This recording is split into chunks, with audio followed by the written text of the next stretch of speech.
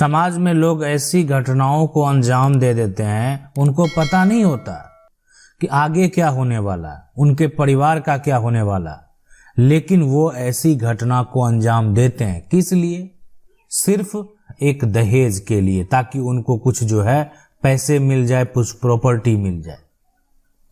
और दहेज हत्या जो है वो कितना बड़ा अपराध है, अगर आज आप जानेंगे तो दंग रह जाएंगे। सुप्रीम कोर्ट ने भी इस पर जो है जो टिप्पणी की है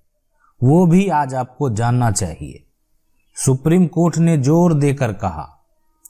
कि अगर ये जो संदेश है ना वो समाज में जाना चाहिए, इससे मजबूत संदेश मिलेगा। जो व्यक्ति ऐसा करेगा उसको पता चलेगा। कहने का मतलब ये है, सुप्रीम कोर्ट का कहना ये था कि जो सजा हुआ, अगर हम उस किसी का सजा में,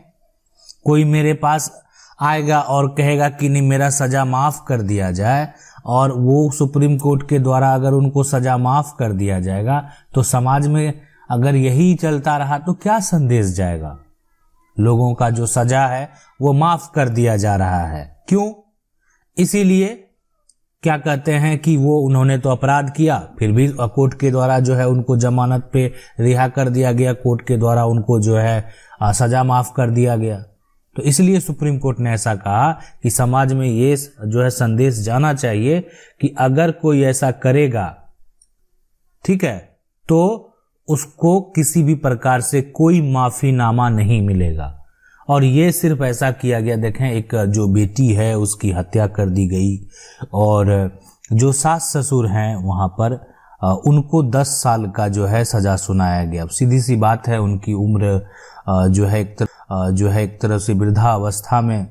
वो लोग थे, लेकिन उन्होंने देखें वृद्धावस्था हो या जो है एक तरह से जवान आदमी व्यक्ति हो, बच्चे के लिए जो है कुछ अलग नियम होते हैं। अगर कोई भी किसी की हत्या करे, अब वो दहेज का मामला हो या कोई अन्य मामला भी हो, ठीक है, तो दहेज के लिए अगर मान लेते हैं कोई ऐसा करता है, कुछ आप बिल्कुल ऐसा कह सकते हैं कि कुछ गलत तरीके से भी केस किए जाते हैं, लेकिन गलत तरीके से केस करने से वो जो है साबित नहीं होता है। जब तक आप सारा जो है आपके पास एक पुख्ता प्रूफ नहीं होगा, तब तक जो है यहाँ पर आप पर जो है किसी प्रकार का कोई कार्रवाई नहीं होगा। ठीक है, तो यहाँ पर क्या किया गया कि 10 साल का सजा जो है, तो इसलिए कि वो उस बहन की जो है हत्या कर दी गई, सिर्फ जो है यहाँ पर पैसे को। अब सास ससुर का जो बुढ़ापा है उसके चलते उन्होंने क्या किया, उनको लगा कि अब तो ये हो गया। अब उन्होंने प्रार्थना किया, किससे? सुप्रीम कोर्ट से। क्या? कि उनको जो है सजा कम कर दिया जाए। ऐसा नहीं प्रार्थना किया गया कि उनको ठीक है अब छोड़ दिया जाए, वो निर्दोष है, बिल्कुल नहीं। ठीक है, वो दोषी करार तो दिए गए, अब उनको जो है ये अपना वृद्धावस्था को देखते हुए सजा को जो है कम करने का उन्होंने प्रार्थना किया। लेकिन पता है कोर्ट ने जो है यहाँ पर अगर बात करें, सारा कुछ सुनने के बाद जो है उनको दोषी तो ठहराया ही गया, और उसके बाद और साफ साफ कहा कि हमें जो हाई कोर्ट द्वारा जो जजमेंट दिया गया है और उसमें किसी प्रकार का हस्तक्षेप करने का कोई कारण नहीं दिखता है ना। इसलिए कि ये जो सास ससुर हैं वो दहेज हत्या के लिए दोषी हैं, दहेज की मांग कर रहे थे, और उसी कारण से जो है उस बेटी का हत्या किया गया। उनके पास पुख्ते प्रूफ हैं।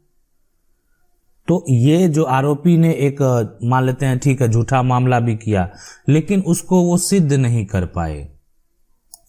बिल्कुल होता है, आप देखते होंगे ऐसा कि ठीक है एक पक्ष के द्वारा, मान लेते हैं लड़की के पक्ष के द्वारा जो है दहेज हत्या के लिए आरोप लगाया गया, लेकिन लड़के के पक्ष वाले भी किसी तरह से कोई भी आरोप लगा देते हैं। लेकिन जब तक कोई भी आप आरोप को सिद्ध नहीं करेंगे, कोई भी आरोप को प्रूफ नहीं करेंगे, तो जब तक आपका आरोप साबित नहीं होगा तब तक उसमें जो है आपका कोई भी सजा नहीं मिलेगा। देखें, जो भी है दहेज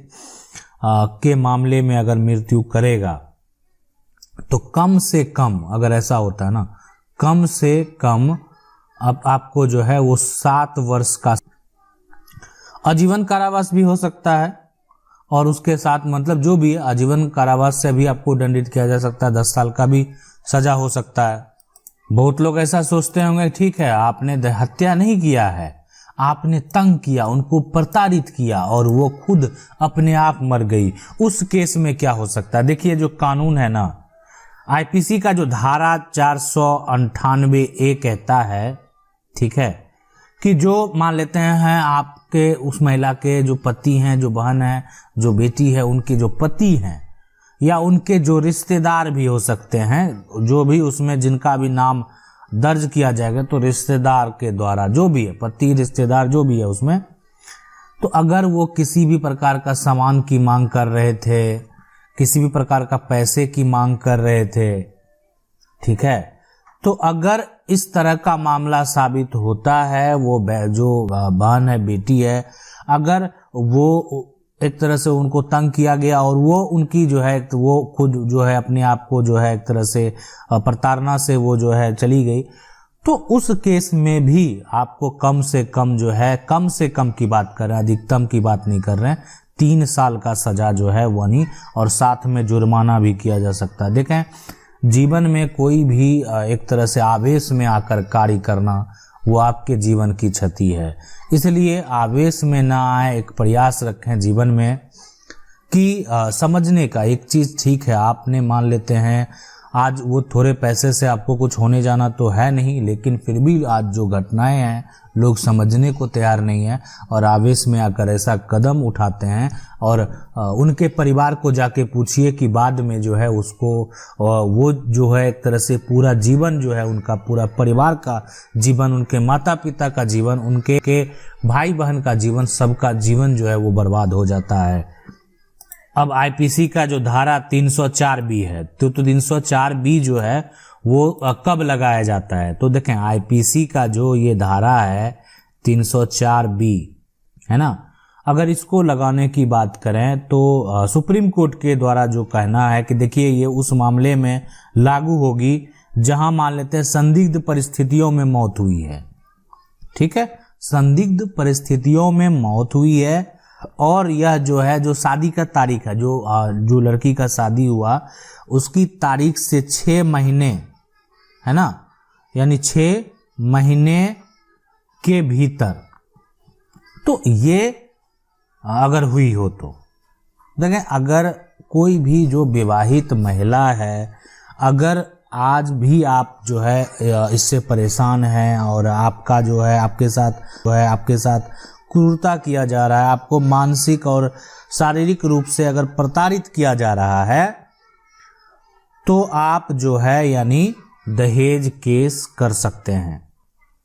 आप जो है यानी उस महिला के शिकायत पर जो है धारा के तहत जो है वो केस दर्ज किया जा सकता है, अगर उनके पति द्वारा, उनके रिश्तेदारों द्वारा उनको मानसिक और शारीरिक रूप से जो है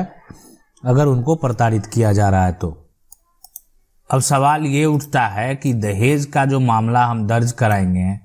अब कोई कहेंगे नहीं आज उनका रिश्ता जो है कब हो गया, 20 साल बीत गया, 20 साल बाद पति के ऊपर आरोप लगा रहे, 20 साल वो साथ रहे पति के, अब वो पति पे आरोप लगाएंगे कि हमको जो है दहेज के लिए प्रताड़ित किया जा रहा है, तो ये कहाँ तक सही है। आपको भी लग रहा है कि ये हो सकता है कि किसी मनमुटाव के चलते ऐसा जो है कहा गया है, तो ये प्रश्न उठाना ये कदापि सही नहीं है। तो आपके मन में ऐसा चलता होगा कि दहेज का जो केस है कब तक हम कर सकते हैं जो ज्यादा सही रहेगा। देखें, अगर एक तरह से अगर आपको इस तरह से प्रताड़ित किया जा रहा है तो आप 7 साल के जो है यानी पहले अगर आप करते हैं तो आपका जो है यानी आपको न्याय मिलने का एक चांस बनता है। लेकिन आप अगर उससे अधिक समय 10 साल बाद जो है लोग करते हैं, 10 साल 15 साल बाद भी जो है करते हैं, हाँ, लेकिन अगर उसमें जो केस वो करते हैं और उनके पास उसके पुख्ते प्रूफ होते हैं, अभी तो अब डिजिटल का जमाना है तो हर तरह का डिजिटल फॉर्मेट लोग वीडियो क्लिप तैयार कर लेते हैं या उनके द्वारा और कुछ भी ऐसा प्रूफ तैयार कर लेते हैं जो कि वो कोर्ट में पेश कर सके और ये साबित कर सके कि उनको इस तरह से प्रताड़ित किया जा रहा है, तो वो अगर ऐसा मामला है तो 10 साल 15 साल बाद भी जो है लोग कर रहे हैं केस, और जो है केस को जीतते भी हैं। आशा करते हैं वीडियो अच्छा लगा होगा। वीडियो अच्छा लगा वीडियो को लाइक जरूर कर दें। अगर चैनल को पहली बार देख रहे हैं, सब्सक्राइब करके जो बेल आइकन है उसको जरूर दबा लें। मिलते हैं अगले वीडियो में, तब तक के लिए जय हिंद।